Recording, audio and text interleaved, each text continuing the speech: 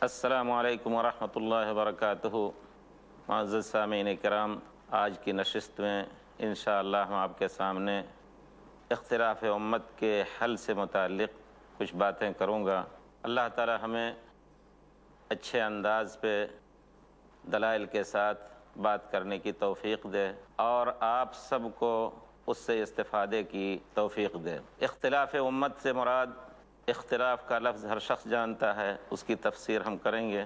امت سے مراد امت محمد صلی اللہ علیہ وسلم ہے۔ اس میں کوئی شک نہیں کہ اختلاف کا لفظ اس قدر عام مفہوم ہے کہ ہر عاقل و بالغ اس کے معنی کو سمجھتا ہے۔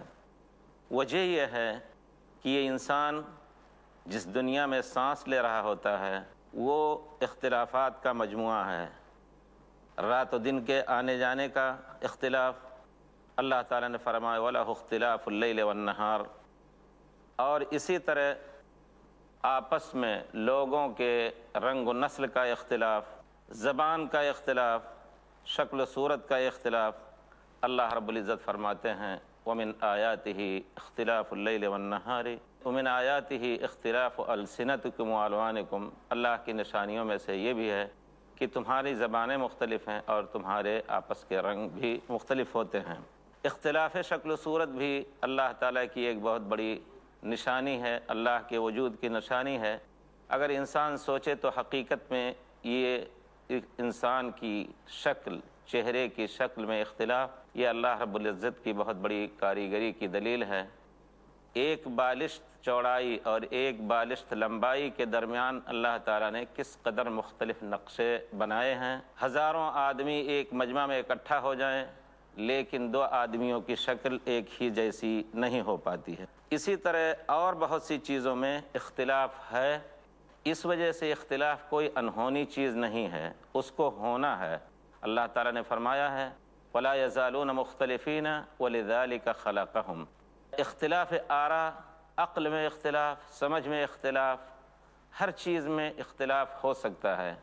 اختلاف کے بارے میں یہ کہنا کہ نہیں ہے ہر چیز کا اختلاف ختم کر دیا جائے، اس کا امکان ہرگز نہیں۔ البتہ کچھ اختلافات ایسے ہوتے ہیں جن کو انگیز نہیں کیا جا سکتا، جو اللہ کی تخلیق انسانیت کے مخالف پڑتے ہیں۔ اللہ نے جس مقصد کے لیے اس انسان کو پیدا کیا ہے، اگر اس مقصد کے راستے میں کوئی اختلاف خلل انداز ہوتا ہے تو اس اختلاف کو نہ اللہ تعالیٰ برداشت کریں گے نہ عام انسان برداشت کریں گے۔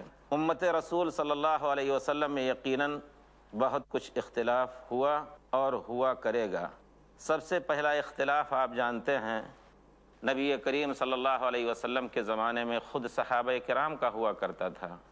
یہاں تک کہ بعض صحابہ کو حکم دیا پیارے رسول نے کہ جلد از جلد وہاں پہنچنا ہے، یعنی یہ کہ عصر کی نماز جا کر کے فلاں جگہ پڑھنی ہے۔ لوگ نکلے، یہاں اب سمجھ کا اختلاف واضح طور پر نظر آیا۔ جب راستے میں عصر کی نماز، عصر کی صلاۃ کا وقت ہوا اور ابھی وہاں نہیں پہنچے تو لوگوں نے کہا کہ نبی کریم صلی اللہ علیہ وسلم نے فرمایا تھا کہ عصر کی نماز بہرحال تمہیں اس فلاں جگہ پڑھنی ہے، اب ہم عصر کی نماز پڑھیں یا جا کر کے قضا بھی ہو جائے تو عصر کی نماز ہم اس جگہ جہاں پیارے رسول نے فرمایا ہے وہاں جا کر کے پڑھیں۔ صحابہ میں اختلاف ہوا۔ کچھ لوگوں نے کہا کہ نہیں، نبی کریم صلی اللہ علیہ وسلم کے فرمانے کا مقصد یہ تھا کہ جلد از جلد نکل چلو تاکہ وہاں صلاۃ پڑھ لو۔ یہ مقصد نہیں تھا کہ صلاۃ کا وقت اگر آ گیا تو اس کو وقت سے چھوڑ کر کے آگے پڑھنا ہے، نہیں۔ کچھ لوگوں نے پڑھ لیا، کچھ لوگوں نے کہا نہیں، ہم تو پیارے رسول کے قول کے پابند ہیں، آپ نے کہا ہے کہ نہیں وہیں جا کر کے پڑھنا، وقت بھی نکل جائے تو ہم عصر کی صلاۃ وہیں پڑھیں گے۔ اس اختلاف کو پیارے رسول کے سامنے پیش کیا گیا۔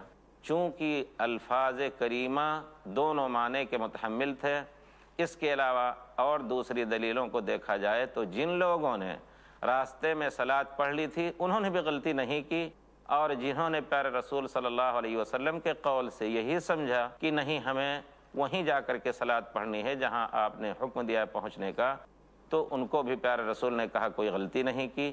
اسی طرح پہلے لوگوں کو بھی آپ نے کہا کہ کوئی غلطی نہیں ہوئی۔ اس طرح کے اختلافات کا وجود اس امت میں بہت کچھ ہو سکتا ہے، لیکن جہاں نص سے واضح ہو قرآن اور سنت کا، وہاں اختلاف کو میزان پہ رکھا جائے گا۔ اور صحابہ کرام خود پیارے رسول کے بعد بھی مختلف ہوئے، بہت سے مسائل میں ان کا آپس میں اختلاف ہوا، لیکن چونکہ اللہ رب العزت نے جو ڈائریکشن دیا ہے امت محمد صلی اللہ علیہ وسلم کو، فَإِن تَنَازَعْتُمْ فِي شَيْءٍ فَرُدُّوهُ إِلَى اللَّهِ وَالرَّسُولِ، اگر کسی چیز میں تمہارا آپس میں اختلاف ہو تو اللہ اور رسول کی طرف اس کو لوٹا دو۔ اس کی بنا پر وہ اپنے کسی بھی اختلاف کو، اگر ان کو اللہ کا حکم ملتا ہے تو اللہ کے حکم کی طرف، نہیں تو پیارے رسول صلی اللہ علیہ وسلم کے حکم کی طرف لوٹا کر کے آپس میں فیصلے لے کر کے اپنے اختلافات کو ختم کرتے تھے۔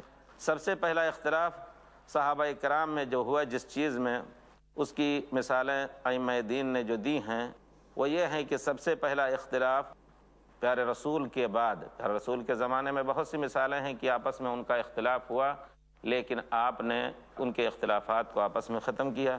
لیکن پیارے رسول کے بعد جو اختلافات واقع ہوئے اس میں سب سے پہلا اختلاف نبی کریم صلی اللہ علیہ وسلم کی وفات کے بارے میں تھا کہ آپ کا انتقال ہوا یا نہیں۔ اکثر صحابہ نے تو کچھ نہیں کہا، لیکن حضرت عمر رضی اللہ تعالیٰ عنہ کو ذہول ہو گیا۔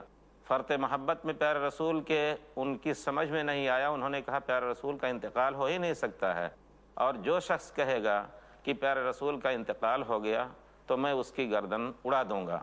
اس قسم کی تقریر بڑی شدت اور حدت سے کر رہے تھے۔ اس درمیان حضرت ابوبکر رضی اللہ تعالیٰ عنہ آئے اور انہوں نے آیت پڑھی، محمد ایک رسول ہی ہیں، اگر ان کو موت آ جائے یا ان کو شہید کر دیا جائے تو کیا تم اپنے دین سے لوٹ جاؤ گے؟